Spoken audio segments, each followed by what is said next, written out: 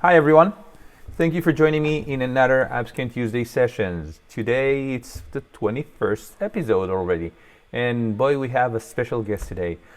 This is going to be the first time, outside of bringing my kid to the session, this is going to be the first time that we have someone that is outside of the AppScan team, but is a close friend. I mean, almost family. Let me bring Dan in. Hi, Dan. Howdy. Oh, I see the hair grows being home. Like my beard. Yeah, I've been trying to grow a beard the whole time. I just don't. It doesn't work for me. So I know Dan for a long time. Dan is the CTO for Denim Group, and basically you built ThreadFix, which is very much related to the application security testing. Tell us what does ThreadFix? What is it about? Why do we need it? So ThreadFix lets you manage in a central place your application vulnerability and vulnerability and risk management program. So it gives you a central location where you can track all of your application assets, associated network assets, and bring in data feeds from all the different testing activities you're undertaking.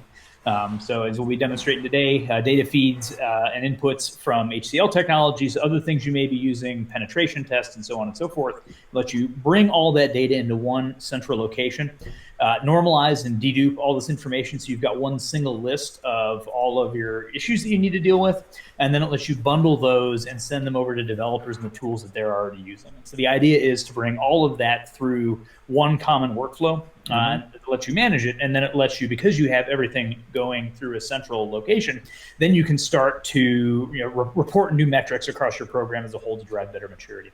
Yeah, and I'll admit, Dan, I mean, in the past when I just heard about it, I thought, well, why doesn't AppScan do all of that? I was naive. I just thought, hey, AppScan can do everything. But then I learned, speaking with joint customers that we have, right? Some of them use AppScan for some of the technologies and use competitors for others. Some use multitude of capabilities, but anyway, they use, as you said, Nessus, for example, for network scanning or whatnot, and they want that single view for everything. Right. And this is where we often bring you or other vendors or work together, and that's why we have the integration also. It goes beyond just the application security testing. That's correct. Okay. So as usual with my sessions, I ask you to demo something to show us how it works. And the idea here, again, for the folks out there watching, and if you have a question, of course, post it here. For the folks watching, AppScan, like our competitors, you use it, you run your scan. You can use this tool just and get full value of it and get good value from it. But if you want to do more, and if you want to, as Dan mentioned, combine it with other tools that you're using, not necessarily for application security testing, to have the broader view. This is where ThreadFix comes in. So what are you going to show us? So I was just going to go through just a very super lightweight overview of ThreadFix and what the kind of asset management looks like, and then demonstrate here are the ways that we typically interact with the various AppScan technologies, showing for AppScan Standard as well as ASOC, and just showing how you can pull data from those in, and then also showing you how you can run those vulnerabilities through the remediation lifecycle. Cool. And you're mentioning Standard and ASOC because we are short on time, but you can do it with the other products also. Yeah, with the AppScan Enterprise, AppScan Source. Yeah. Cool. So, feel free to share the screen. All right. Well, let me see if I can get my sharing working here. Share screen. Screen one. There we go. Am I up here? Yep. Excellent. All right. So at the base of your ThreadFix install, as I said, is some asset management. And so that's allowing you to lay out on the application side, here are all the teams that I have around the world developing software. Here are all the application assets that those teams are responsible for, and you can collect metadata about those. And so here, for example, we're just seeing this shopping cart application for the e-commerce team. We're doing testing here in a production environment. It's a public-facing application versus something internal. It's written in Java, and it's in scope for PCI. And so it allows you to collect, again, here's our application portfolio. Let's mark that up with some metadata, and then we can use that to drive some risk and prioritization, where we can say, where are the applications I have that expose me to the most risk? You can do a similar thing on the network and infrastructure side by laying out, here are all the different data centers that we have, and the assets that are associated with those, and we'll come back to that in just a little bit. Now, when we look at getting data into ThreadFix, there's two major ways that you can get application data into ThreadFix. The first is for if you're doing testing with like an AppScan Standard, we can just export the XML file and drag and drop that into the system here. Let that work for a little bit, and it will it'll go process that scan and pull that information in.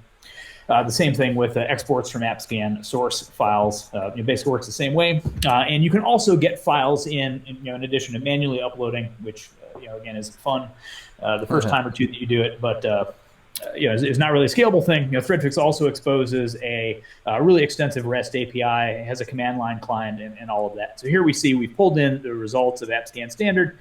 We can go in and look, go in and identify in more detail, and we've pulled all the information in from AppScan Standard.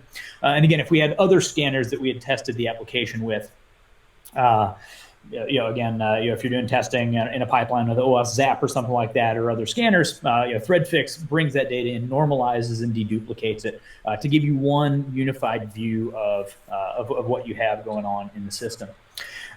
If you're interacting with the server-based systems, for example, we'll look at AppScan on cloud or ASOC. It works exactly the same way for for AppScan Enterprise, but we'll go in here. We call those remote providers, and so here we'll say, okay, I want to go in and I want to connect to an application security on cloud. I'm going to call this my ASOC. The URL that I want to go to here is, I'm going to copy this from off screen so I don't mistype it. URL is this. My API key is. Yeah, and we showed that in one of the previous sessions, how to get that. Yep, excellent. And my API key secret is this here. All right, say that we want to bring in all issues. There we go. Create that provider. Not now. And what ThreadFix does is it's going to connect to this app security on cloud instance. It's going to pull back all of the applications that you have in the system, and then you can map those to applications inside of ThreadFix. So, for example, let's say that we want to go in here and say I want to edit this mapping, and I want to say for that demo team, I want to connect that one to App2, and then I can go ahead and import that. So I'm manually running the import right now, but I could also, a more standard way to do that is you can set up a schedule for the different remote providers, so that as you get new scans that have been pulled into your ASOC instance, that data then flows into ThreadFix. And so if you kind of think of ThreadFix as being this hub where all of your different testing activities are getting pulled centrally into ThreadFix, run through that normalization and deduplication process. So now we can go back over to that application. And what we see here is that we've got, again, all the data from this, from ASOC has been pulled in for that particular application. Along with the various details and things of that nature. And again, so as you do this alongside all of your different testing activities, you have all of this data centrally in one location. Now, what you can also do is you can associate these application assets with different parts of your network and infrastructure that are supporting them. So here we'll go in and associate that with this particular thing right here. And that lets us go in and do some joint reporting, right? Where we can see for this particular application asset, here are the vulnerabilities that we've identified. And we can also look to see where are the network and infrastructure assets that are supporting this and what are the currently open vulnerabilities for that.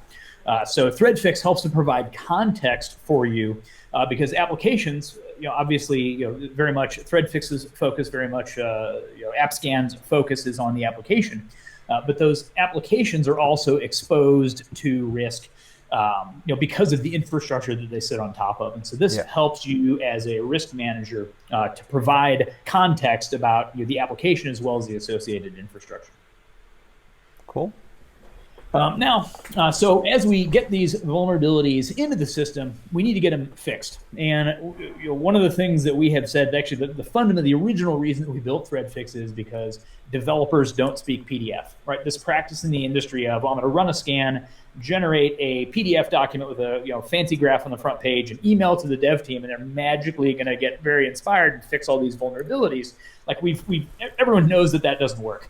Or at least anyone that has tried it knows that it doesn't work, because developers don't speak PDF, and they also don't speak Excel spreadsheet, right? Developers work off of defect tracking systems. And so with ThreadFix, our philosophy is, let's take these vulnerabilities that the security team cares about, and let's get those in the hands of the developers in the defect tracking tools that they're already using. That's a really powerful approach, because it essentially lets you as security take advantage of and capitalize on the tremendous investment that the development teams have made, procuring, deploying, configuring, customizing these systems, as well as all of the workflows and meeting tempos that they have around this. And so we can go in and say, let's associate this particular application with a defect tracker. Let's see, we're going to go ahead and attach it to one called newer Jira. We're going to use the default stuff. Again, we've set this up beforehand. Let's go in and change our profile. And this is something, again, if you want to get deeper into this, you can connect to defect trackers. You can template the way that you bugs, you want the bugs to work. A little bit outside of the scope of what we're talking about today. But then that lets us go here and say, for example, well, hey, I want to bundle all of these. I've got these 15 cross-site scripting vulnerabilities. I don't want to create 15 tickets in Jira. Right, the QA manager would come and attack me in the parking lot, assuming that people still worked in buildings with parking lots, right? But what we can do is we can go in and say, well, I want to bundle all of these together, and I want to create a defect in this Jira system that we've got. So ThreadFix, again, we've set up a lot of templating here. ThreadFix reads the metadata from the defect tracker, and we've in this case set it up to auto fill in a bunch of this information. So we can go ahead and submit that defect over to the Jira system. Then we can, let's say we want to do the same thing for all of these SQL injection vulnerabilities. We want to do that for all of these SQL injection vulnerabilities and send that over there. And again, if we wanted to add additional information, we could do that here just for brevity's sake. We won't in this case. And now we can go in and see, hey, this particular cross-site scripting vulnerability, let's go and look at the vulnerability or the defect that we created in the Jira system. This is then going to go through whatever workflow that team has, right? Where they're going to say, okay, I want to go through, it gets assigned to somebody and they have to fix it. We want to close this. Right, so we're going to go ahead and close that issue. And then over time, again, this integration that ThreadFix has with the defect trackers is bi-directional. And so we'll do this manually here, but then over time, we can go and say, well, I want to update that defect status. Click here to refresh the page. And now we see that this particular defect is closed associated with these cross-site scripting vulnerabilities. The SQL injection defect is still open, so it lets me as a security analyst know, hey, I need to go and run a retest for these vulnerabilities to see if we can close those out. The developers think they fixed it. Let's make sure that they actually were successful in fixing it. And again, the value here is as you go through this process over time for this application and across your application portfolio, it gives you a central location where you can go through, run metrics, and gain a greater insight into the progress that you're making inside of your application security program. So I have a question for you, Dan, because I was asked by customers many times. We have integrations with Jira and others, as you know, but many times customers asking, do you have out of the box, can I get defects open automatically at the end of the scan? And I have my own answer for them all the time, but I wonder what do you say when customers are asking you that? Yeah, and so the answer is yes, you can. We give you the ability with our defect creation policies called Defect Reporters, where you can go and say, for example, I want to call this something, and I want to say for everything that is medium and above, I want to group by the vulnerability type. And then you can attach that to various applications. And so we give you the ability to automate that defect creation. I would, however, offer a couple of cautions. Yes. If you're auto-creating defects, like that's fantastic. I love automation. If you look at just the kind of state of the application security space, we need all the help we can get because people are writing an awful lot of code that we're trying to help secure. But what you have to make sure is that you are not creating more problems. You can't send over defects with false positives, right? Exactly. And so before, our recommendation is before you turn on any sort of automated defect reporting, you want to make sure that you've got the application rule set tuned so that it's finding the really high impact stuff that you care about and that the developers are going to take action on. You want to make sure that you've cleared out false positives and set your tuning up so that you're not seeing a lot of false positives. And so I love to see that automation. My caution is it's not something I would turn on day one. It's something where you have to have a feel for what am I finding with scanning. And if I auto create these defects, am I going to be sending really good, high quality vulnerability data over to those dev teams for them to act on? So that's really just the caution that I would associate with that. Yeah, I think it's two cautions, right? It's the accuracy, but also the importance, because even if you have accurate results, but suddenly a developer comes in the morning and he has 100 Jira tickets, then all hell breaks loose, right? Right. So you need to also have that policy that you showed, right? And maybe a customized policy that fits exactly the minimum set as you grow, right? There is a maturity model here. Right. Yeah. Exactly. Well, it looks great, and I think one of the values that I really liked about ThreadFix is to be honest with ourselves. There are big organizations out there. Most of your customers are big organizations out there with multiple different teams, multiple different tools. Not all of them AppScans are, sadly. So they need tools that do the vulnerability management, and ThreadFix is a very good tool for that, and I know that from joint customers of ours.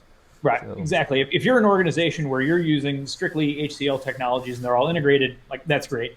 I would love to take your money, but I'm afraid that in a case like that, we're not going to offer a lot of value. But what we typically see with ThreadFix are organizations where they have 2 to 5, sometimes more testing technologies, as well as manual testing programs. In situations like that, where you've got these multiple data sources and you're trying to really make sense of this, of all these multiple data feeds, that's where we really bring the most value. Yeah, and with the addition of the network scanning and all that. So thanks. Let me bring you back. Yeah, do I need to stop sharing? You need to stop sharing. Yeah, move back to the video. There we go. Here we are. So, thank you very much, Dan, for sharing this. Every time I see you and I see the ThreadFix, I'm enjoying it. So, any last words? Oh, I forgot to ask. Everything is DevOps now. We said we can automate, but ThreadFix is more for the security experts. It's more for the people that want to manage the tool. How is DevOps applying to them from your perspective with the tool?